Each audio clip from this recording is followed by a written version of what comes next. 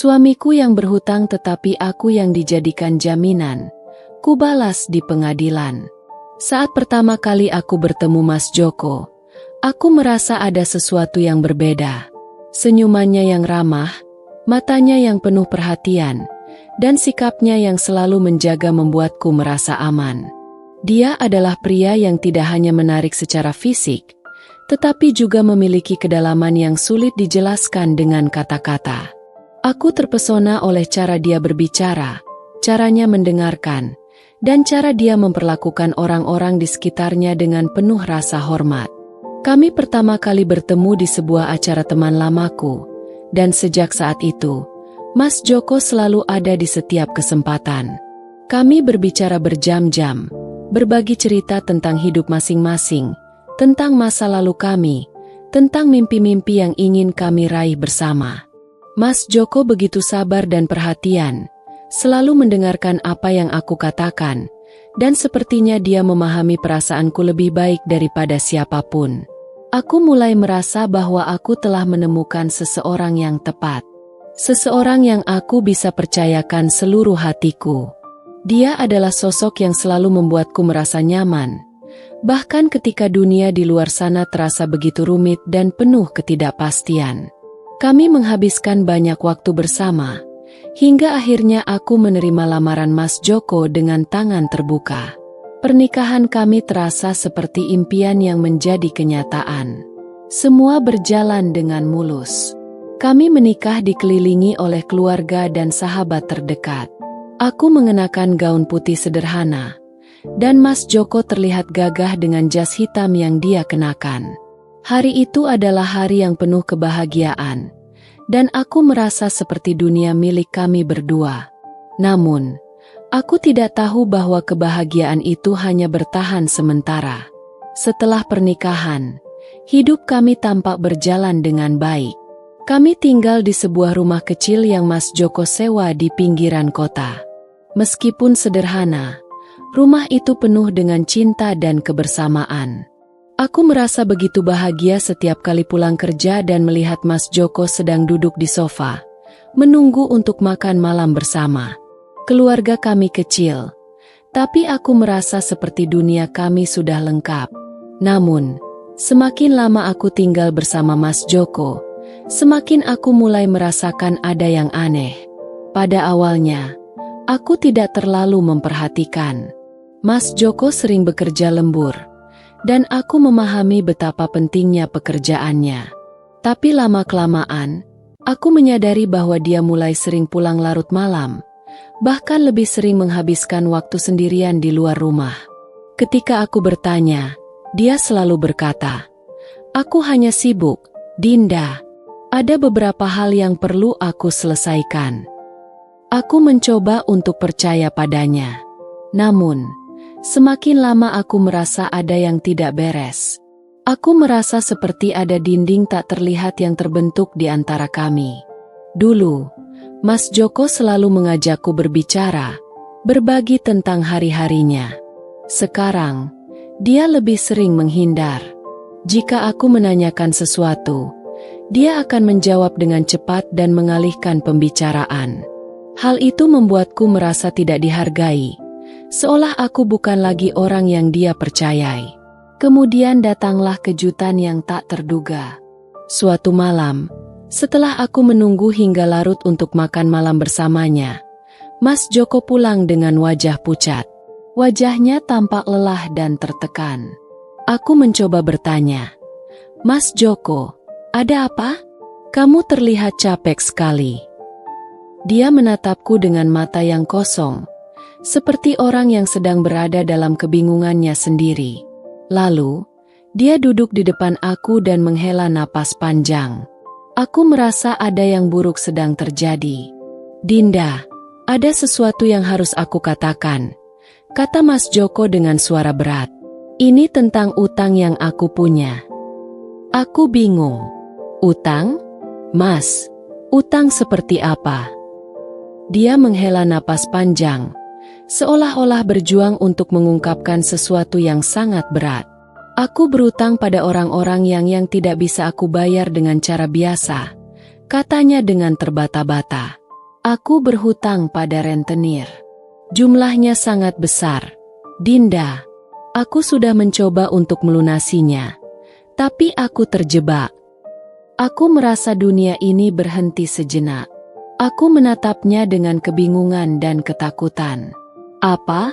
Kenapa kamu tidak memberitahuku lebih awal? Mas, bagaimana bisa kamu berhutang pada rentenir?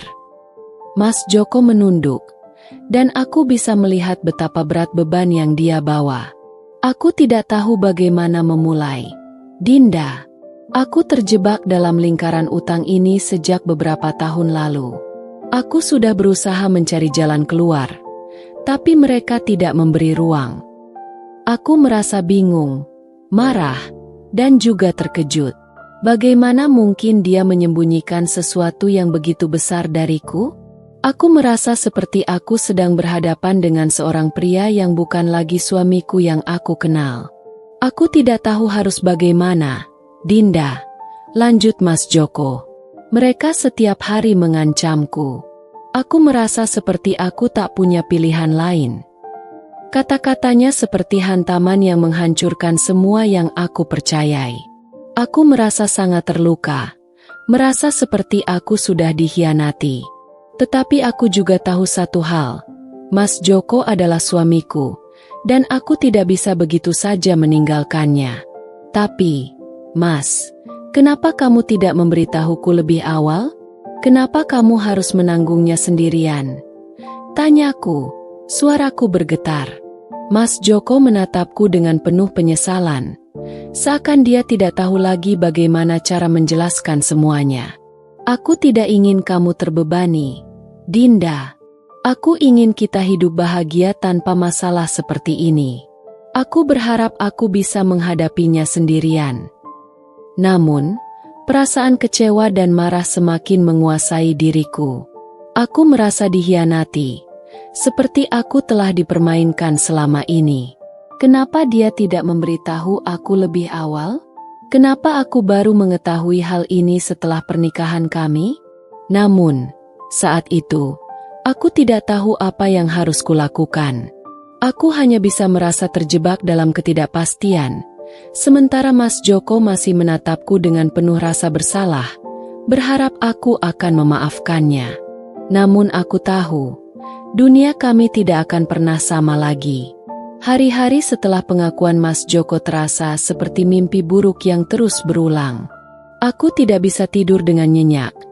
Pikiranku selalu terbang kembali kepada utang-utangnya yang sangat besar, yang semakin hari semakin menggerogoti hidup kami.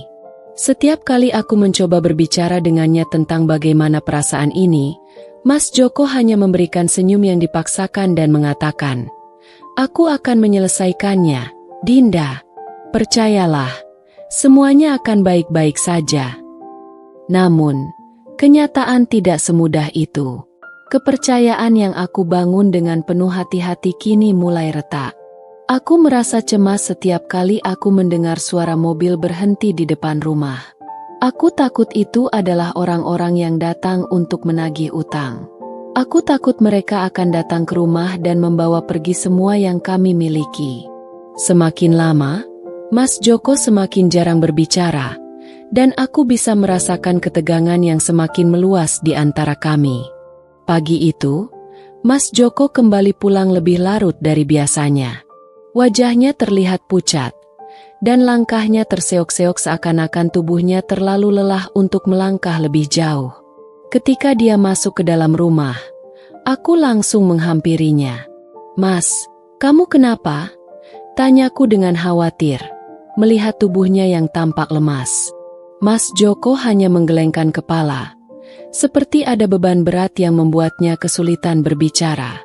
Lalu, dia duduk di sofa dan menatapku dengan mata yang tidak lagi penuh semangat. Dia tampak seperti orang yang sudah kehilangan arah, seolah-olah dunia ini telah menindihnya habis-habisan. "Ada yang datang lagi, Dinda." Mereka semakin menekan, katanya pelan, hampir seperti bisikan. Aku bisa merasakan getaran ketakutan di suaranya, dan itu membuat hatiku semakin cemas. Utang itu benar-benar membuatnya terperangkap, Dan aku tahu dia sudah hampir tidak tahu lagi harus berbuat apa. Apa maksudmu, Mas? Mereka datang lagi? Tanyaku dengan suara gemetar. Aku takut-takut, seolah setiap kata yang keluar dariku bisa membuat kenyataan ini semakin nyata. Mas Joko menarik napas panjang. Mereka memberi ultimatum. Dinda, aku harus membayar utang ini dalam waktu 2 minggu, atau mereka akan melakukan sesuatu yang lebih buruk. Aku bisa melihat ada kekalahan dalam tatapannya. Dia bukan lagi pria yang dulu begitu penuh dengan harapan dan keyakinan. Dia terlihat seperti orang yang sudah menyerah, terhimpit oleh hutang-hutangnya yang semakin menumpuk. Apa yang mereka mau, Mas? Tanyaku dengan suara tercekik. Aku takut mendengar jawabannya, tapi aku harus tahu. Mas Joko menunduk, seakan-akan enggan untuk mengungkapkan apa yang sudah lama tersembunyi. Mereka bilang kalau aku tidak bisa bayar utang. Aku harus menyerahkan sesuatu sebagai ganti. Sesuatu yang berharga, Dinda. Aku merasakan jantungku berhenti sejenak. Apa maksud Mas Joko dengan itu? Tanyaku dengan suara serak. Setiap kata terasa seperti serpihan kaca yang menembus hatiku. Dia menghela napas lagi, dan untuk pertama kalinya aku melihatnya benar-benar rapuh. Mereka ingin sesuatu yang lebih dari uang, Dinda. Mereka ingin aku menyerahkanmu. Aku merasa seolah dunia ini terbalik. Aku tidak bisa mencerna kata-kata itu dengan baik. Apa yang dia katakan? Aku, sebagai ganti untuk utangnya? Perasaan bingung dan marah bercampur aduk. Kenapa Mas Joko tidak memberitahuku lebih awal? Kenapa aku tidak tahu tentang semua ini? Tidak. Teriakku tanpa sadar. Mas, bagaimana bisa kamu berpikir seperti itu? Bagaimana kamu bisa mempertaruhkan kita seperti ini? Aku merasa sesak, seperti ada yang mencekik tenggorokanku. Mas Joko tampak terkejut, seolah dia tidak menduga aku akan bereaksi seperti ini. Dinda, aku tidak punya pilihan. Mereka terus mengancam kita. Mereka bilang kalau aku tidak memenuhi permintaan mereka, mereka akan menghancurkan kita. Mereka bisa menghancurkan hidup kita, Dinda. Namun, aku tidak bisa menerima ini begitu saja. Jadi, kamu berpikir menukar aku dengan utang-utangmu adalah solusi? Apakah itu yang kamu anggap sebagai jalan keluar, Mas? Aku melihat air mata menggenang di mata Mas Joko, dan aku bisa merasakan betapa berat keputusan ini baginya. Namun, meskipun aku bisa merasakan penyesalan dalam dirinya, itu tidak mengurangi rasa sakit yang kurasakan. Aku merasa seperti dipermalukan, seperti tidak lebih dari barang yang bisa ditukar begitu saja demi melunasi utang. Aku terdiam sejenak, mencoba mengumpulkan pikiran. Mas, aku tidak tahu harus apa lagi. Aku merasa sudah sangat terperangkap dalam situasi ini. Tapi, aku tidak bisa begitu saja menyerah pada takdir seperti ini. Aku harus ada jalan keluar, entah itu bersama Mas atau tanpa Mas. Suasana di ruangan itu begitu sunyi, hanya terdengar suara napas kami yang berat, penuh ketegangan. Aku bisa merasakan betapa dalamnya perasaan kami yang terhimpit oleh masalah ini. Aku ingin percaya bahwa Mas Joko bisa menemukan jalan keluar. Namun rasa sakit yang dia sebabkan sudah terlalu dalam. Aku tahu, hidup kami tidak akan pernah sama lagi. Semua yang dulu kupercayai kini terasa rapuh dan mudah hancur. Perasaan percaya yang pernah ada kini berubah menjadi keraguan. Aku merasa terjebak dalam pernikahan ini, tidak tahu apakah aku bisa terus bertahan atau harus mencari jalan keluar yang lebih baik. Kehidupan kami kini penuh dengan bayang-bayang utang, ancaman, dan perasaan terhimpit yang semakin dalam. Setiap detik yang berlalu terasa semakin berat, dan aku mulai meragukan apakah kami bisa keluar dari semua ini. Suatu malam, Aku memutuskan untuk keluar dari rumah sejenak. Aku berjalan tanpa tujuan, hanya ingin menjernihkan pikiranku. Aku merasa terperangkap dalam rumah yang kini terasa lebih seperti penjara. Setiap langkahku semakin jauh dari kenyataan yang harus kuhadapi, dan aku berharap ada sesuatu yang akan memberikan pencerahan. Aku berjalan tanpa tujuan di sepanjang jalan kota yang sepi. Pikiranku dipenuhi oleh pertanyaan-pertanyaan yang tak kunjung terjawab. Apa yang harus aku lakukan? Haruskah aku tetap bertahan? Meskipun itu berarti menerima kenyataan yang memalukan dan menyakitkan? Ataukah aku harus pergi, meninggalkan Mas Joko dan semua masalahnya di belakang? Pagi itu, aku terbangun dengan perasaan yang campur aduk. Tidurku tidak pernah tenang lagi sejak Mas Joko mengungkapkan apa yang sebenarnya terjadi. Selalu ada ketegangan yang mengalir di udara, dan setiap detik yang berlalu terasa semakin berat. Aku terbangun dengan rasa lelah yang mendalam, namun ada satu perasaan yang kuat yang mulai tumbuh dalam diriku, keberanian. Aku tahu keputusan yang akan aku ambil bukanlah hal yang mudah. Tapi semakin aku memikirkan tentang masa depan kami, semakin aku merasa bahwa tetap tinggal dalam pernikahan ini tidak akan membawa kebaikan bagi siapapun, terutama diriku. Rasanya seperti aku sedang menunggu sesuatu yang tak kunjung datang, sebuah perubahan yang tidak pernah terjadi. Waktu terus berlalu, dan aku merasa semakin kehilangan diriku sendiri. Aku berjalan menuju dapur, mempersiapkan sarapan dengan tangan yang gemetar. Setiap gerakan terasa begitu lambat, seakan-akan aku sedang bergerak dalam mimpi buruk. Ketika aku menyalakan kompor dan menunggu air mendidih, pikiranku melayang kembali pada perbincangan malam itu dengan Mas Joko. Aku bisa merasakan betapa tertekannya dia, betapa beratnya utang yang harus ditanggung, dan betapa dia merasa terpojok oleh pilihan yang terpaksa dia buat. Namun, meskipun aku bisa mengerti perasaan Mas Joko, aku tidak bisa memaafkan apa yang telah dia lakukan.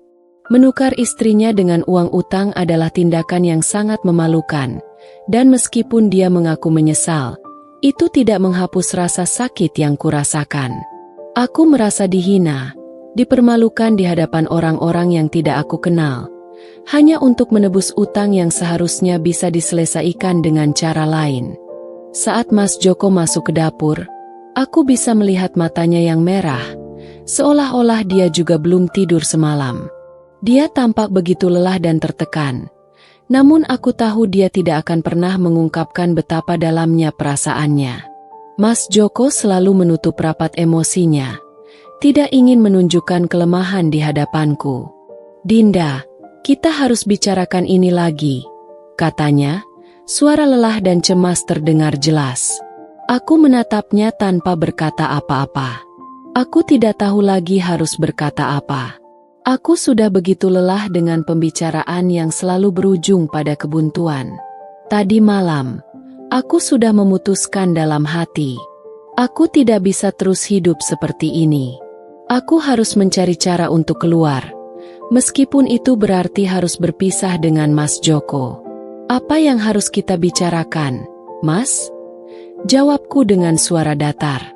Aku berusaha menjaga jarak, walaupun hatiku terasa begitu sakit. "Kamu sudah membuat pilihanmu. Kamu sudah mengatakan semuanya. Jadi apa lagi yang bisa kita bicarakan?" Mas Joko terdiam sejenak, lalu melangkah mendekat. "Dinda, aku tahu ini semua salah. Aku tahu kamu merasa dihina, tapi aku tidak tahu harus bagaimana. Aku tidak ingin kehilanganmu."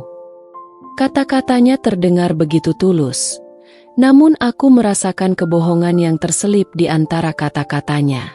Aku tidak bisa lagi percaya pada kata-kata yang keluar dari mulutnya. Jika dia benar-benar peduli padaku, kenapa dia tidak mempertimbangkan perasaan dan harga diriku? Mengapa dia begitu mudah menyerah pada tekanan dan menganggapku sebagai barang dagangan untuk menutupi kesalahannya? "Mas, aku tahu kamu merasa tertekan, tapi aku tidak bisa terus hidup dalam bayang-bayang utangmu," kataku dengan suara yang lebih keras. Meskipun terasa berat untuk mengatakannya. Aku tidak bisa hidup dengan perasaan dihina setiap hari. Aku tidak bisa menerima perjanjian yang kamu buat, Mas. Aku tidak bisa menerima kenyataan ini. Aku bisa melihat perubahan di wajah Mas Joko. Wajahnya yang semula penuh penyesalan kini berubah menjadi kebingungan. Dia seperti tidak bisa menerima kenyataan bahwa aku benar-benar akan pergi. Aku bisa merasakan dia berusaha sekuat tenaga untuk meyakinkanku bahwa dia bisa berubah. Bahwa dia bisa menyelesaikan semua ini tanpa harus membuatku terlibat. Tetapi semakin aku mendengarnya, semakin aku merasa bahwa keputusan itu bukanlah yang terbaik untukku. Mas Joko berusaha menarik tanganku, namun aku dengan tegas menarik kembali. Mas, jangan sentuh aku. Aku tidak bisa terus bersama kamu seperti ini. Aku tidak bisa menjadi bagian dari permainan ini. Ada kesunyian yang mencekam setelah kata-kataku keluar. Kami berdiri saling menatap. Jarak antara kami semakin jauh. Tidak ada lagi kata-kata yang bisa mengubah keadaan ini. Aku tahu apa yang harus aku lakukan. Meskipun itu berarti mengakhiri pernikahan yang selama ini aku banggakan. Aku harus menjaga diriku, harga diriku, dan menemukan kembali siapa aku sebenarnya. Aku akan pergi, Mas, kataku pelan namun tegas. Aku tidak tahu apa yang akan terjadi setelah ini, tapi aku tahu aku tidak bisa lagi tinggal di sini. Aku harus pergi untuk diriku sendiri. Mas Joko hanya bisa menatapku.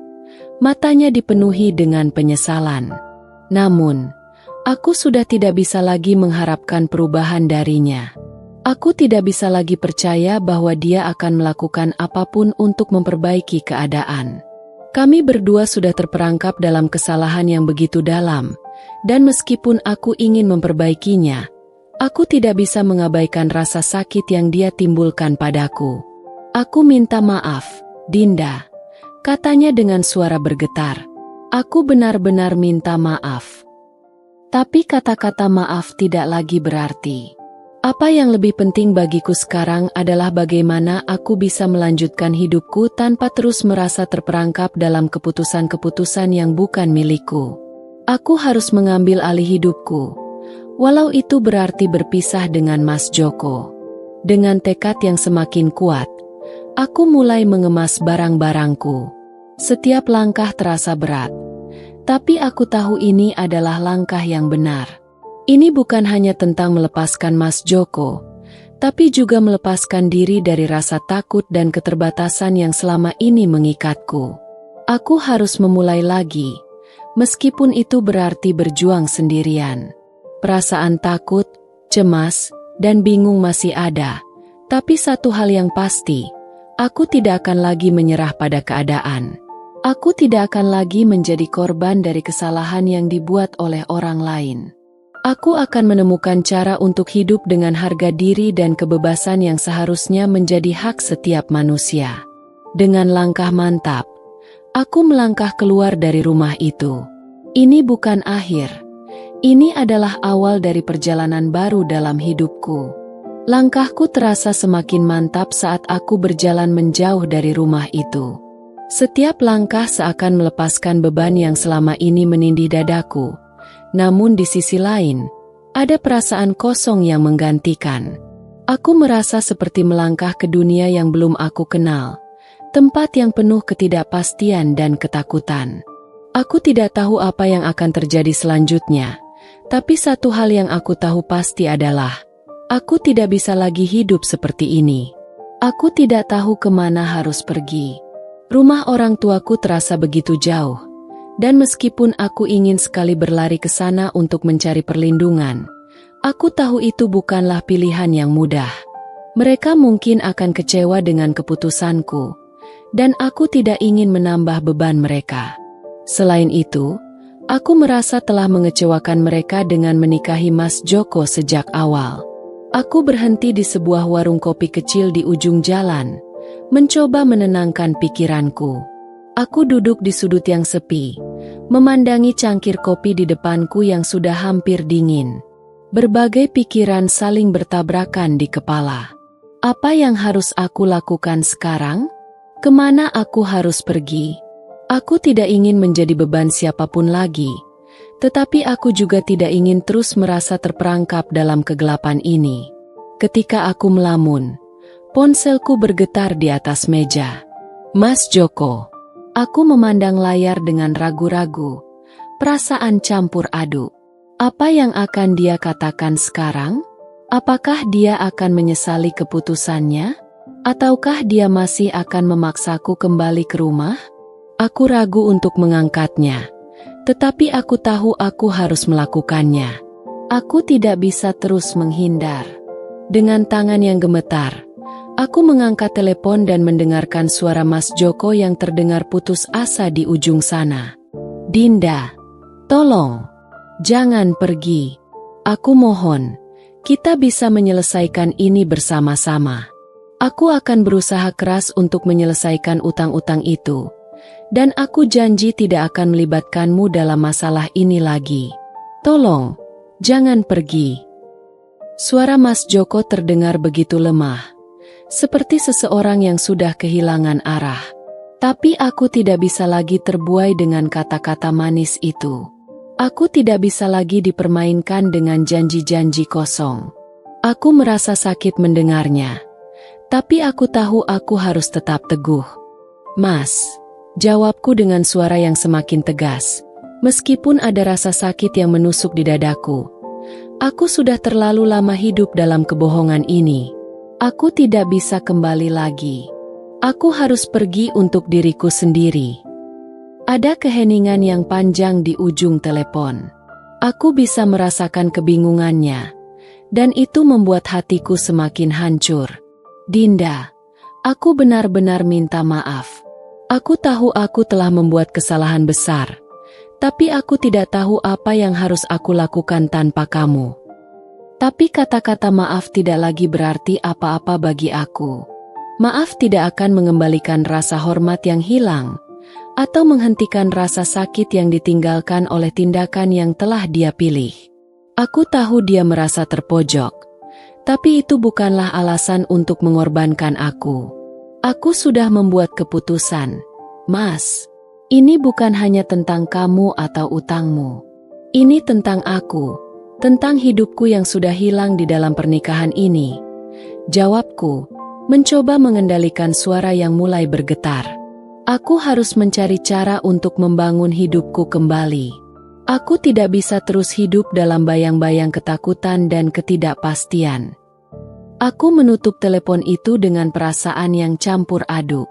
Aku tahu aku telah membuat keputusan yang tepat, namun rasanya tidak semudah itu. Aku merasa seolah-olah kehilangan segala sesuatu yang pernah aku anggap bagian dari hidupku. Tetapi aku tahu bahwa ini adalah langkah yang harus aku ambil untuk kembali menemukan siapa diriku. Aku berjalan keluar dari warung kopi dan memutuskan untuk mencari tempat yang lebih tenang untuk berpikir. Ketika aku melangkah menyusuri trotoar yang sepi, aku merasa semakin kuat. Ada ketakutan yang menggerogoti, tetapi di balik itu, ada secercah harapan yang mulai tumbuh. Aku harus menemukan jalan untuk menghidupi diriku sendiri tanpa tergantung pada siapapun, terutama Mas Joko. Setelah beberapa lama berjalan, aku memutuskan untuk pergi ke sebuah tempat penampungan untuk perempuan yang sedang menghadapi kesulitan dalam hidup mereka. Teman lama yang pernah aku kenal pernah bercerita tentang tempat ini, dan meskipun aku merasa ragu, aku tahu ini adalah langkah yang tepat. Aku tidak ingin terus bersembunyi atau menghindari kenyataan. Aku ingin berdiri di atas kaki sendiri. Ketika aku sampai di tempat itu, aku merasa terkejut melihat betapa ramahnya suasana di dalamnya. Wanita-wanita yang ada di sana tampak saling mendukung satu sama lain, dan itu memberiku rasa lega. Ini adalah tempat yang aman, tempat di mana aku bisa mulai membangun kembali hidupku. Seorang wanita bernama Sari menyambutku dengan senyum hangat. Dia terlihat sangat ramah dan berbicara dengan penuh empati. Kami senang kamu datang, Dinda. Tempat ini bisa jadi tempat yang baik untuk memulai kembali. Jangan khawatir, kamu tidak sendirian. Mendengar kata-kata itu, aku merasa ada sebuah harapan yang mulai muncul. Aku tahu, perjalanan ini tidak akan mudah. Masih banyak tantangan yang harus aku hadapi, dan aku harus siap menghadapi kenyataan pahit. Tetapi di sini, aku merasa aku bisa menemukan kekuatan baru. Aku bisa mulai merangkak keluar dari kegelapan dan membangun kembali harga diriku yang telah lama hilang. Hari-hari di tempat penampungan itu memberiku kesempatan untuk merenung dan menyusun rencana. Aku bertemu dengan banyak wanita yang memiliki kisah hidup yang berbeda-beda, namun kami semua memiliki satu kesamaan. Kami berusaha untuk bangkit dari keterpurukan. Aku belajar banyak dari mereka, tentang keberanian, tentang ketahanan, dan tentang bagaimana mencintai diri sendiri lagi. Meskipun aku belum tahu apa yang akan terjadi di masa depan, aku tahu satu hal, aku akan melangkah maju. Aku akan memperjuangkan hidupku, meskipun itu berarti berpisah dengan masa laluku dan semua yang pernah aku anggap sebagai bagian dari diriku. Karena kini, aku tahu bahwa kebahagiaan dan kedamaian yang sejati datang dari dalam diriku sendiri. Dan aku akan berjuang untuk itu, apapun yang terjadi. Hari-hari di tempat penampungan itu terasa seperti perjalanan panjang menuju pemulihan. Setiap pagi aku bangun dengan rasa penuh harapan, meskipun masih ada bayang-bayang masa lalu yang menghantui. Aku tahu, hidupku tidak akan pernah sama lagi. Aku telah meninggalkan Mas Joko, pernikahan yang hancur, dan semua kebohongan yang sudah terlalu lama menguasai hidupku. Namun, meskipun aku merasa lebih bebas, ada rasa sakit yang masih mengganggu, perasaan seolah aku dikhianati oleh orang yang sangat aku cintai. Di tempat penampungan, aku belajar banyak hal baru tentang bagaimana bertahan hidup. Wanita-wanita yang ada di sana bukan hanya memberikan dukungan emosional, tapi juga membantu satu sama lain dalam membangun kembali kehidupan yang lebih baik. Aku mulai membuka diri, berbagi cerita dengan teman-teman baru yang kutemui. Mereka adalah orang-orang yang telah melalui banyak hal yang lebih buruk dariku, namun mereka tetap bertahan dan tidak menyerah pada keadaan. Namun, meskipun aku merasa ada secercah harapan, ada sesuatu yang selalu menggelisahkan pikiranku, keadilan. Aku merasa bahwa Mas Joko harus bertanggung jawab atas apa yang telah dia lakukan padaku. Utang yang dia buat bukan hanya merusak hidup kami, tetapi juga menghancurkan harga diriku.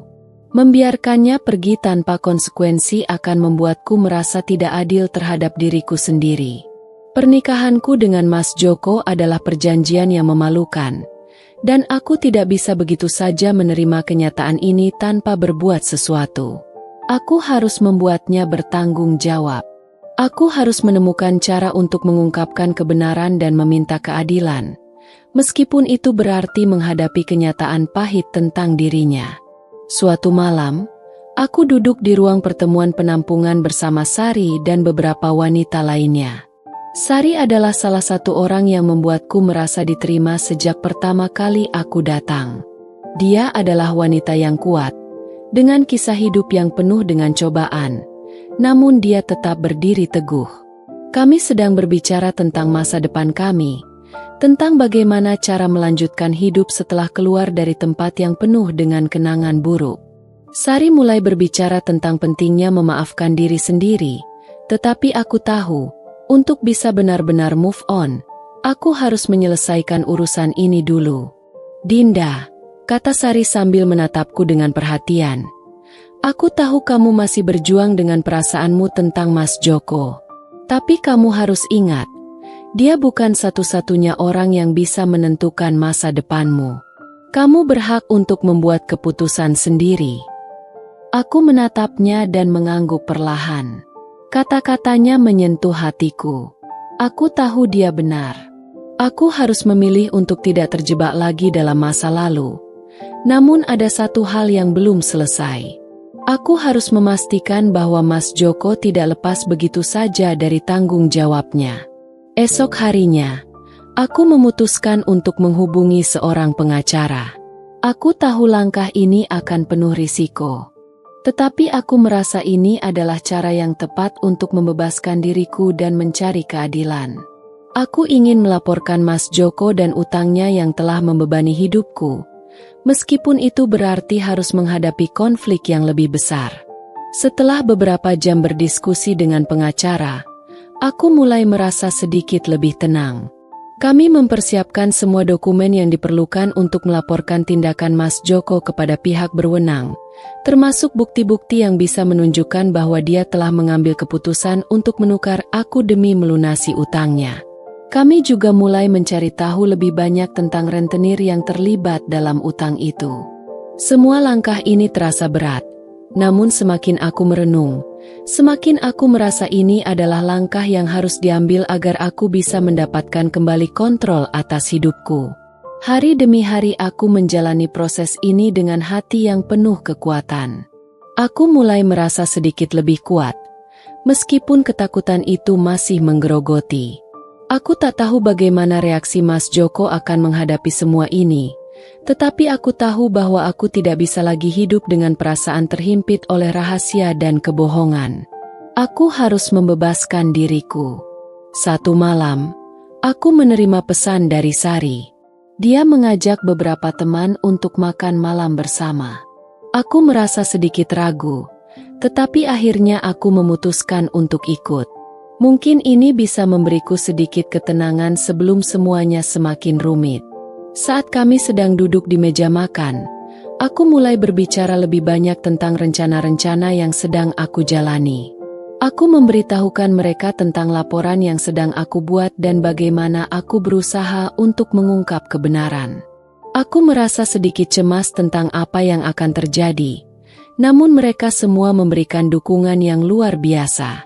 "Dinda, kamu sudah melakukan hal yang benar," kata Sari dengan penuh keyakinan. "Terkadang, keadilan bukan datang dengan mudah, tapi kamu harus terus memperjuangkannya. Jangan pernah ragu bahwa kamu pantas mendapatkan kebahagiaan yang lebih baik dari apa yang pernah kamu dapatkan sebelumnya." Mendengar kata-kata itu, aku merasa hatiku terisi dengan semangat yang baru. Semua wanita di meja itu, dengan kisah-kisah mereka yang penuh perjuangan, memberiku kekuatan yang tak terhingga. Mereka semua telah berjuang untuk mendapatkan kebebasan mereka, dan aku tidak boleh mundur sekarang. Keputusan untuk melawan Mas Joko dan mencari keadilan bukanlah hal yang mudah. Namun, aku tahu aku harus melakukannya demi diriku sendiri. Aku tidak bisa membiarkan pernikahan yang penuh dengan penindasan dan pengorbanan ini menjadi satu-satunya cerita dalam hidupku. Aku harus menulis ulang ceritaku, dan kali ini aku tidak akan membiarkan siapapun merampas hakku untuk merasakan kebahagiaan. Dengan tekad yang baru, aku melanjutkan perjalanan ini. Meskipun masih ada banyak tantangan yang menantiku, aku merasa lebih siap untuk menghadapi mereka. Karena aku tahu, keadilan akan datang, dan kebebasan yang aku cari akan menjadi milikku, meskipun harus melalui jalan yang panjang dan berliku. Pagi itu aku terbangun dengan perasaan campur aduk. Rasa takut masih menggelayuti setiap sudut pikiranku. Tapi aku tahu aku tidak bisa mundur. Melalui perjalanan yang penuh keraguan, hari ini adalah hari yang sangat penting. Aku akan melangkah lebih jauh untuk mengungkapkan kebenaran dan menuntut keadilan. Aku telah mempersiapkan diri, meski hatiku berdebar-debar dan tubuhku terasa lelah. Aku duduk di depan meja kecil di kamarku di tempat penampungan, memandangi tumpukan dokumen yang telah dipersiapkan bersama pengacaraku. Setiap lembar kertas itu bagaikan bukti dari pengorbananku, dari perjalanan hidupku yang terpaksa dihentikan, dan dari penderitaan yang tak terlihat oleh banyak orang. Tapi kini, semuanya akan terungkap. Tidak ada lagi yang bisa aku sembunyikan. Keputusan untuk melawan bukanlah keputusan yang mudah, tetapi aku tahu ini adalah langkah pertama menuju kebebasan. Aku mengingat kembali malam-malam yang penuh ketakutan di rumah bersama Mas Joko. Ada rasa terperangkap yang mencekam setiap kali aku melangkah di dalam rumah itu. Luluh lantak sudah harapanku terhadapnya. Setiap kata-katanya yang manis berubah menjadi senjata yang melukai, dan setiap janji yang dia berikan hanya menjadi kebohongan yang semakin memperburuk keadaan. Ketika aku memikirkan semua itu, aku semakin yakin bahwa keputusan untuk meninggalkan Mas Joko dan melawan adalah keputusan yang tepat. Dengan hati yang masih berdebar, aku menghubungi pengacara lagi untuk memastikan bahwa semua proses berjalan lancar. Dinda, kami akan mengajukan tuntutan resmi atas tindakan yang dilakukan Mas Joko. Kami sudah mengumpulkan bukti-bukti yang cukup, dan kita akan melanjutkan ke pengadilan, kata pengacaraku dengan suara yang meyakinkan.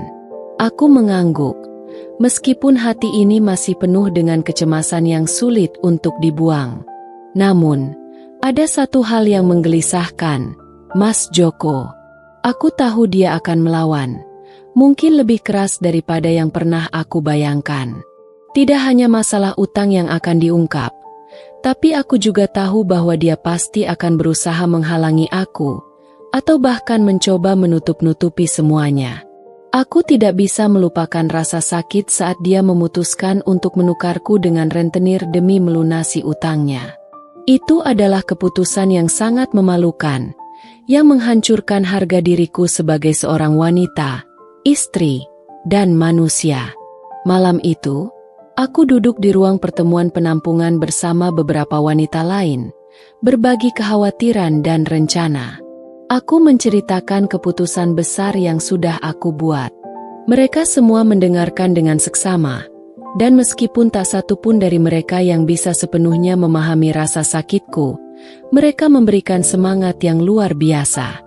Sari, yang telah menjadi teman dekat di penampungan, menatapku dengan penuh perhatian.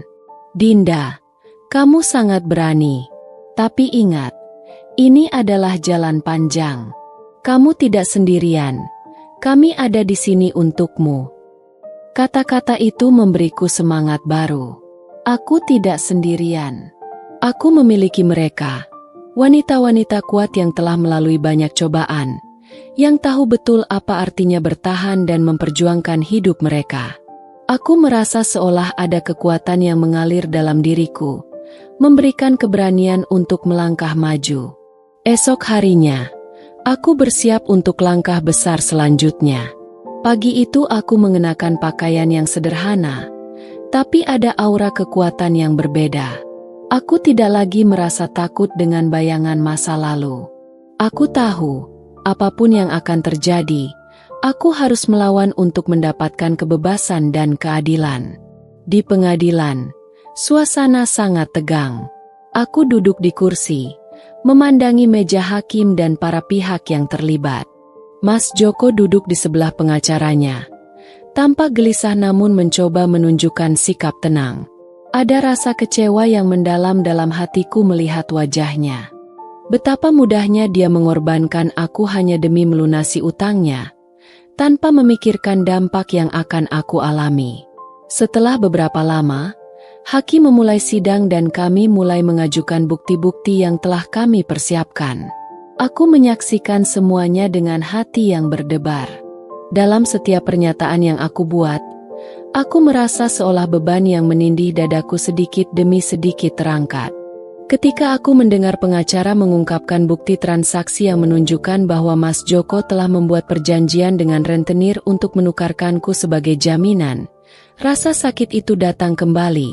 Namun kali ini aku tidak menangis. Aku merasa lebih kuat, lebih siap untuk menghadapi kenyataan. Apa yang Anda rasakan ketika mengetahui bahwa suami Anda membuat perjanjian ini tanpa sepengetahuan Anda? Tanya hakim padaku dengan suara tegas. Aku mengangkat kepala, menatap hakim dengan mata yang penuh tekad. Saya merasa dikhianati. Saya merasa harga diri saya dihancurkan. Tapi yang lebih penting lagi, saya merasa saya berhak untuk mengendalikan hidup saya sendiri. Tidak ada yang berhak mengorbankan saya, atau memilih untuk merampas kebebasan saya untuk menyelesaikan masalah mereka. Jawaban itu keluar begitu saja, tanpa keraguan. Aku tidak merasa cemas lagi. Aku tahu aku sudah membuat keputusan yang benar. Kini saatnya untuk berdiri teguh dan melawan.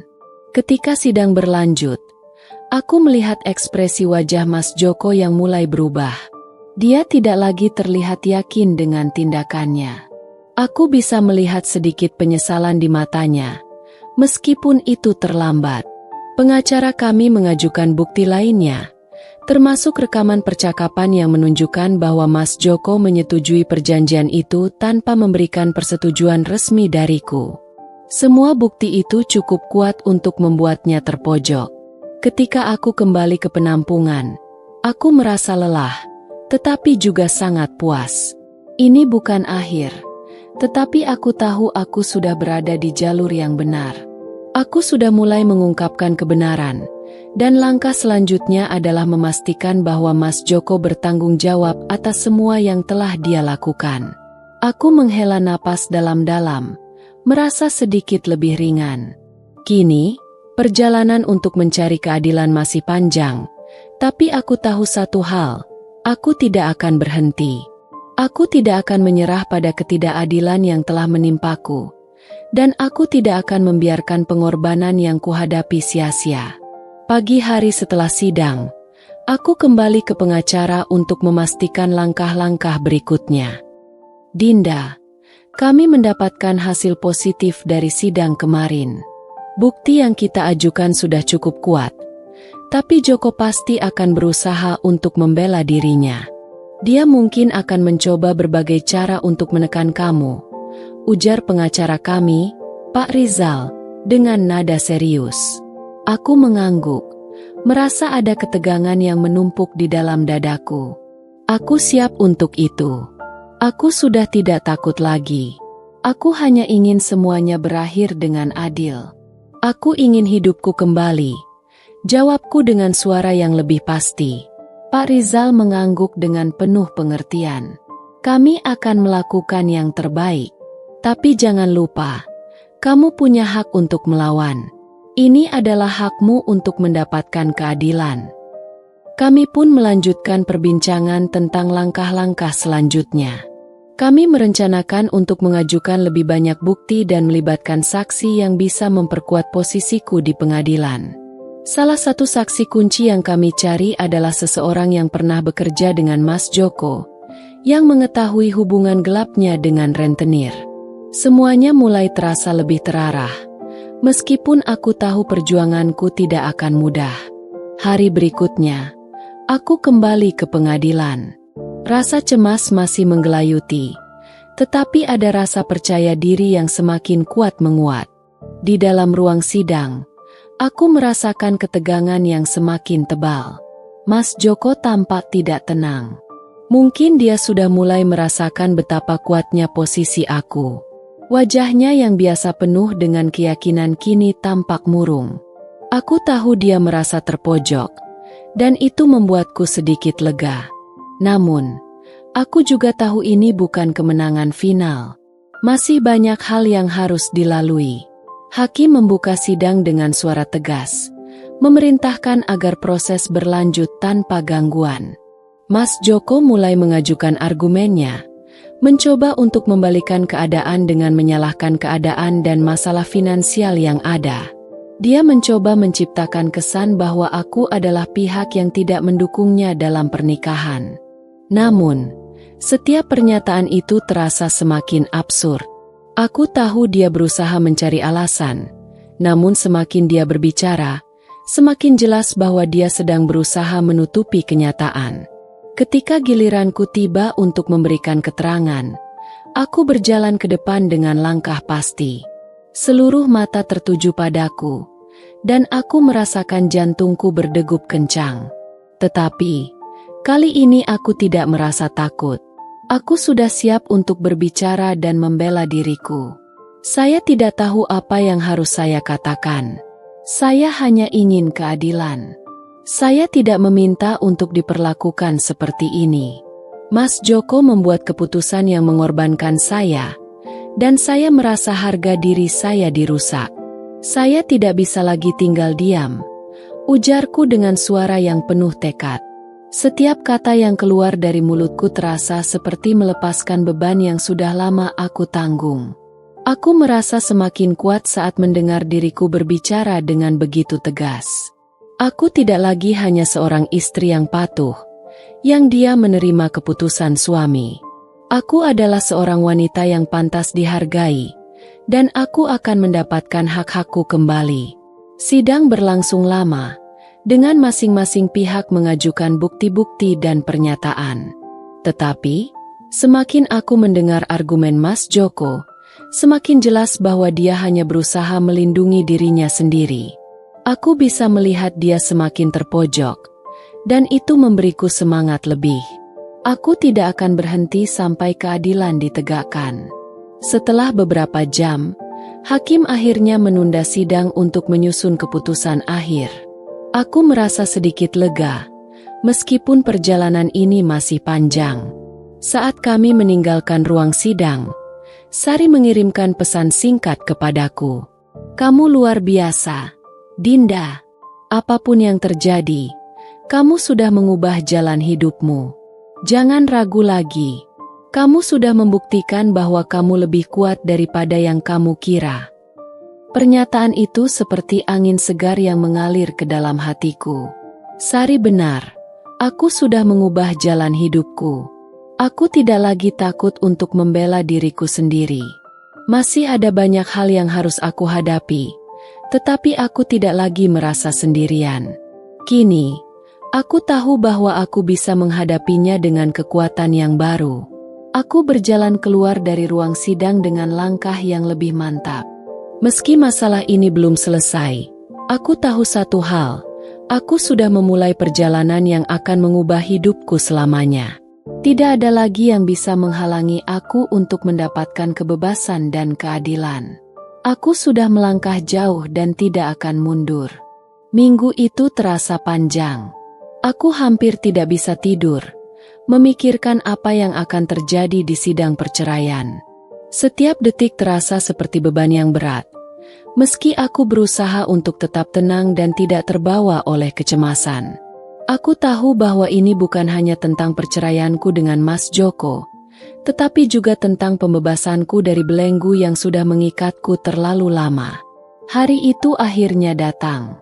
Pagi yang cerah membawa sedikit rasa optimis, meski aku tahu bahwa segala yang akan terjadi di pengadilan masih bisa berbalik arah. Aku mengenakan pakaian terbaik yang aku miliki. Tidak mewah, tetapi cukup sopan dan menunjukkan bahwa aku serius dengan langkahku. Aku merasa lebih kuat daripada sebelumnya, dan meskipun ketakutan itu masih ada sesuatu yang lebih besar yang menggerakkan langkahku, keberanian. Setelah sarapan dengan Sari dan teman-teman lainnya, aku pergi ke pengadilan bersama pengacara, Pak Rizal, dan beberapa saksi yang siap memberikan kesaksian mereka.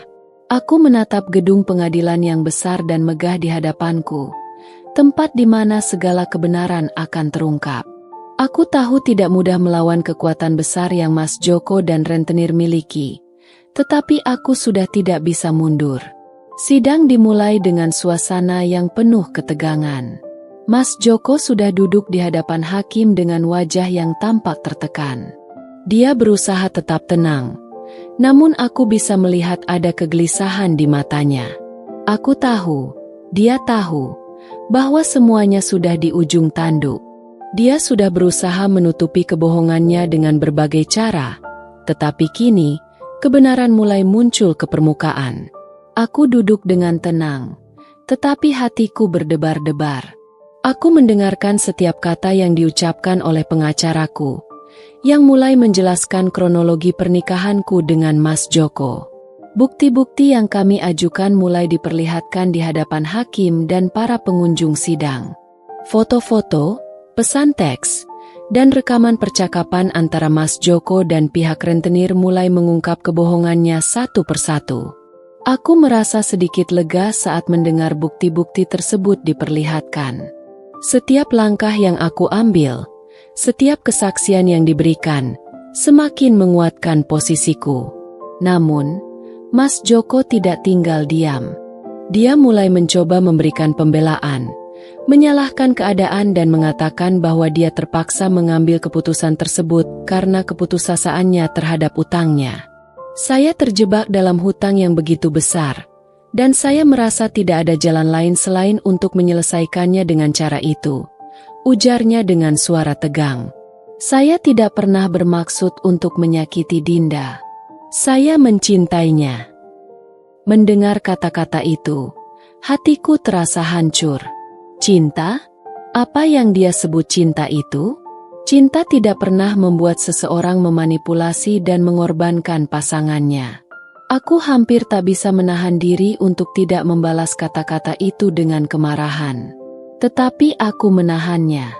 Aku tahu, kini adalah waktuku untuk bersuara, untuk berbicara tentang kebenaran yang telah aku sembunyikan terlalu lama. Saat giliranku untuk memberikan kesaksian tiba, aku berdiri dengan tubuh yang sedikit gemetar. Namun, aku merasa lebih mantap dari sebelumnya. Semua yang aku alami, semua penderitaan yang aku alami selama bertahun-tahun, kini harus terungkap. Aku tidak bisa lagi berdiam diri dan membiarkan semuanya dihancurkan begitu saja. Aku tahu semua yang terjadi selama ini mungkin tidak mudah untuk diterima, tapi ini adalah kenyataan yang harus dihadapi, kataku dengan suara yang tegas. Mas Joko tidak hanya memanipulasi aku, dia bahkan menggadaikan diriku pada orang-orang yang hanya peduli pada uang. Dia tidak pernah peduli pada perasaan dan hak-hakku. Dan sekarang, dia mencoba untuk menyalahkan keadaan. Tetapi semua ini terjadi karena keputusan yang dia buat, dan dia harus mempertanggungjawabkan semuanya. Suasana di ruang sidang semakin tegang. Aku bisa melihat Mas Joko menunduk. Wajahnya semakin memucat. Semua yang aku katakan tidak hanya mengungkapkan ketidakadilan yang terjadi padaku, tetapi juga membongkar kebohongan yang telah dia tutupi selama ini.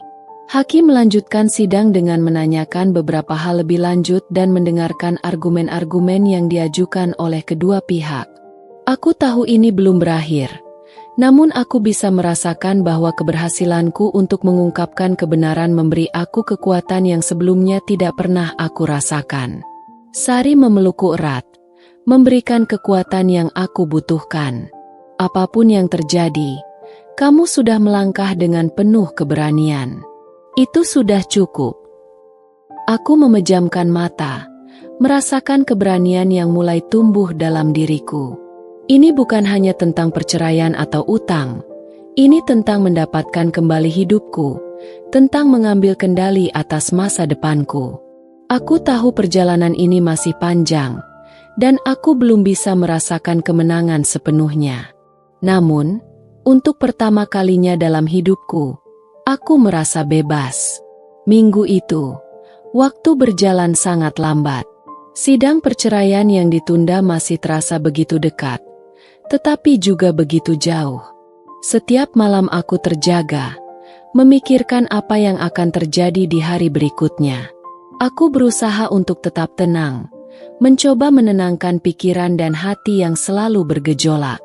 Namun, meskipun aku sudah berusaha untuk merasa kuat, aku tak bisa menghindari kecemasan yang datang setiap kali aku mengingat apa yang telah dan akan terjadi. Hari sidang pun tiba, dan kali ini, aku benar-benar tidak tahu apa yang akan terjadi. Aku merasa lebih siap dari sebelumnya, namun aku juga tahu bahwa hasilnya bisa saja berbeda. Ada begitu banyak hal yang bisa memengaruhi keputusan hakim. Bahkan, dalam hatiku, aku merasa ada ketakutan yang mencekam, takut jika semuanya akan berakhir dengan kegagalan. Tapi aku tidak akan menyerah. Aku sudah berjanji pada diriku sendiri untuk terus berjuang, tak peduli apapun yang terjadi. Aku mengenakan pakaian yang sederhana namun penuh makna. Aku merasa bahwa apapun yang aku kenakan tidak akan mengubah apa yang sedang aku perjuangkan, tetapi aku ingin menunjukkan bahwa aku adalah seseorang yang pantas dihormati, tidak hanya sebagai istri yang digadaikan oleh suaminya, tetapi sebagai seorang individu yang memiliki hak atas hidup dan kebebasan. Sesampainya di gedung pengadilan, aku melihat Mas Joko duduk di tempatnya, tampak semakin gelisah. Kami bertemu pandang, namun dia hanya mengalihkan wajahnya, tidak berani menatapku lebih lama. Aku merasa ada sesuatu yang berubah pada dirinya, sama seperti diriku yang semakin tegas dan tidak takut lagi. Dia tahu, kali ini aku tidak akan mundur. Sidang dimulai dengan suasana yang semakin tegang. Setelah hakim membuka sidang, Pak Rizal, pengacaraku, mulai berbicara. Yang mulia, kami datang ke sini hari ini untuk membahas masalah yang sangat serius dan tidak hanya melibatkan Dinda, klien kami, tetapi juga sistem yang telah menyiksa dirinya dalam pernikahan ini. Aku duduk tegak, menahan napas, menunggu setiap kata yang diucapkan oleh pengacara. Aku tahu, ini adalah momen penting yang akan menentukan langkah selanjutnya dalam hidupku. Pengacara Mas Joko, seorang pria yang terlihat tidak kalah percaya diri, segera berdiri dan memberikan pembelaannya. Kami menyadari bahwa ada kesulitan finansial yang dialami oleh klien kami, Pak Joko. Namun tindakan yang diambilnya dilakukan demi mencari solusi terbaik bagi keluarganya. Aku hampir tidak bisa menahan diri untuk tidak tertawa. Solusi terbaik? Menggadaikan istrinya untuk melunasi utang? Bagaimana bisa itu dianggap sebagai solusi terbaik? Aku merasa marah, tapi aku tahu aku harus tetap tenang. Ini adalah pertarungan besar, dan aku tidak bisa kalah hanya karena emosi. Aku berdiri, tubuhku gemetar, namun suaraku tetap tegas. Yang mulia, saya berada di sini hari ini untuk melawan ketidakadilan yang saya alami selama bertahun-tahun. Saya tidak hanya ingin bercerai dari suami saya ingin mendapatkan keadilan. Saya ingin masyarakat tahu bahwa tindakan Mas Joko bukan hanya salah, tetapi juga merusak hidup saya dan harga diri saya sebagai manusia. Aku berhenti sejenak, menatap hakim dan seluruh orang yang ada di ruang sidang. Mas Joko telah membuat keputusan untuk menjual saya, untuk menukarkan saya dengan utang yang tidak pernah dia ceritakan kepada saya sebelumnya. Dia melakukannya tanpa rasa bersalah, tanpa mempertimbangkan perasaan saya. Dan yang lebih menyakitkan, dia mencoba untuk menyalahkan saya atas semua yang terjadi, seolah-olah saya adalah penyebab dari kehancuran pernikahan kami. Aku bisa merasakan ketegangan di ruang sidang meningkat. Beberapa orang mulai berbisik, dan hakim tampaknya mencerna setiap kata yang kuucapkan dengan hati-hati.